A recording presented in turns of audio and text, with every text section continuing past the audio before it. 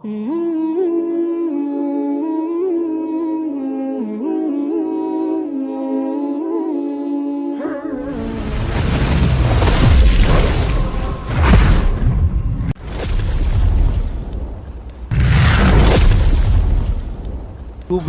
kabar gembira diutusnya Al-Mahdi ke tengah umat ini.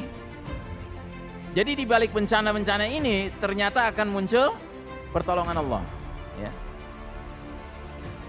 Dan itu berarti kaedah dalam surat Alam Nashrah berlaku. Fa inna ma'al usri yusran. Inna ma'al usri yusran. Semuanya kuberitakan kabar gembira diutusnya Al-Mahdi ke tengah umat ini. Jadi di balik bencana-bencana ini ternyata akan muncul pertolongan Allah, ya. Dan itu berarti kaedah dalam surat Alam Nashrah berlaku. Fa inna ma'al usri yusran. Inna ma'al usri yusran. Sesungguhnya beserta kesulitan akan ada kemudahan. Nah, jadi kita meyakini bahwa dukhan ini di satu sisi adalah bencana, tapi di lain sisi justru ini bukti Allah sedang memberlakukan lagi sunnatut tadawul, sunnah pergiliran. Paham? Ya? Jadi Allah akhiri kepemimpinan kaum kufar ini, untuk selanjutnya Allah akan berikan kepada orang-orang beriman hak memimpin kembali.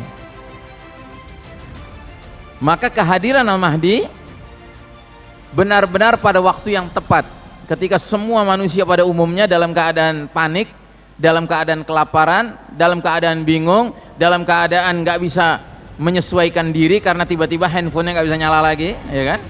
Panik pak orang. Umat Islam dapat karunia hadirnya Amirul Mukminin di akhir zaman, pemimpinnya orang beriman di akhir zaman, ya. Karenanya saya ingatkan, kalau kita sudah menyadari bahwa kita berada dalam sebuah perjalanan waktu yang kelihatannya tanda-tanda semakin menunjukkan bahwa zuhur Al-Mahdi kelihatannya sudah makin dekat, gitu ya. Kita jangan fokus pada bencana-bencananya itu. Kita harus fokus pada bagaimana mempersiapkan diri dan keluarga kita layak untuk menjadi bahagian dari Safful Mahdi, barisan Al-Mahdi, Jaishul Mahdi, pasukan Al-Mahdi, ya toh? Karena apa? He is the certified leader. Dia pemimpin yang dapat sertifikasi dari Allah dan Rasulnya. Kan alangkah anehnya kalau kita sudah tahu jadwal pemimpin yang dapat restu Allah dan Rasulnya akan datang, terus kita malah sibuk mengurus uncertified leaders gitu. Aneh sekali gitu. Paham ya? Yang paham, paham. Yang belum paham nanti lama-lama paham insyaallah, ya. Nah, jadi saudaraku rahimakumullah, kita ini berada di persimpangan jalan. Kira-kira di sini nih kita berada nih. Sudah mau meninggalkan babak keempat, sudah menjelang datangnya babak kelima. Dan babak kelima jelas-jelas Nabi katakan adalah babak khilafatun ala minhajin nubuwah, kekhalifahan yang mengikuti metode kenabian. Nabi tidak ada mengisyaratkan bahwa setelah babak keempat akan ada babak namanya mulkan adon, raja-raja menggigit lagi. Enggak ada. Yang ada langsung khilafah ala minhajin nubuwah. Makanya saya yakin bahwa yang memimpin khilafah ala minhajin nubuwah itu mestilah the certified leader, pemimpin yang dapat sertifikasi dari Allah dan Rasulnya.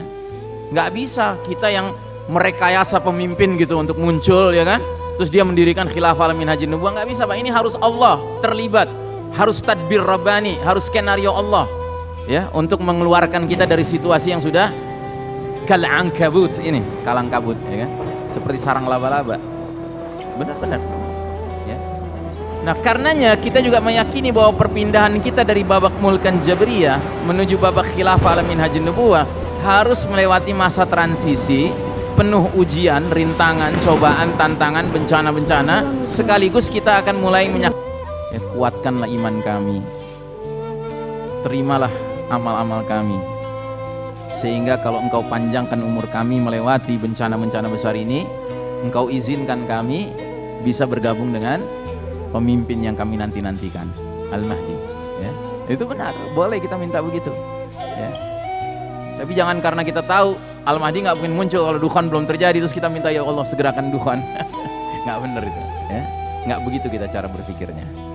Nah, jadi saudaraku rahimakumullah, 3 tanda besar kiamat yang pertama kali muncul semuanya berupa bencana alam dahsyat.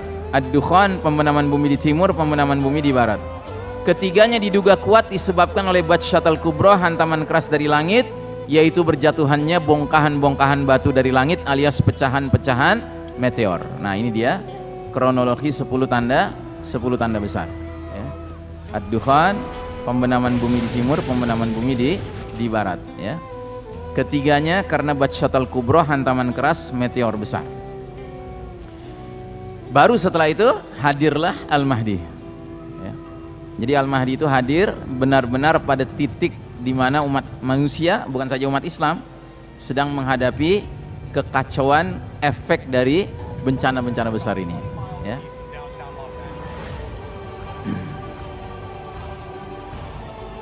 Untuk dalam konteks 10 tanda besar kiamat, ad-dukhan merupakan tanda besar yang paling awal muncul. Demikianlah setidaknya pendapat Dr. Al-Mubayyad di dalam kitab fenomenal beliau, Ensiklopedi Akhir Zaman.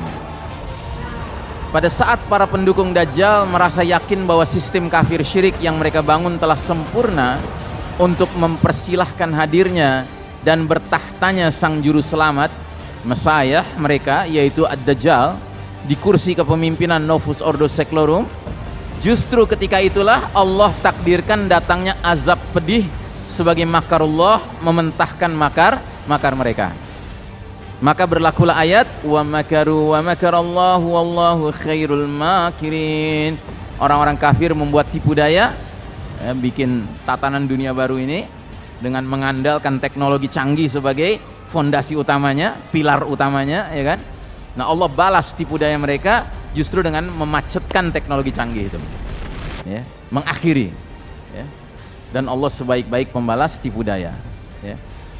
Kita lihat beberapa contoh perilaku buruk manusia yang mengundang datangnya azab Allah Ta'ala ya. Contoh penghinaan terhadap Al-Quran ya, orang yang sok kelihatan kayaknya lagi berdoa khusyuk gitu kan, posisinya jongkok pakai celana pendek lagi, kakinya nginjak apa itu? Nginjak Al-Quran ya. Ini jelas perilaku mengundang azab Allah.